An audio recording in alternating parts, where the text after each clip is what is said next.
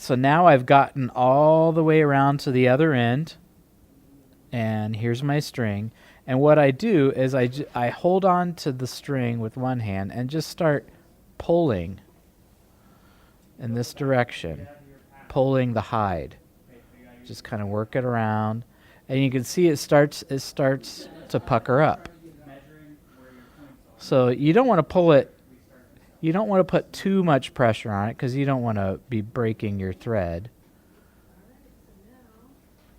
And just kind of gently work it around. Pull. Move it. And you don't have to get it extremely tight either, because what we're going to do after this is put your foot in it to fit it. And so you're going to be moving it around then too.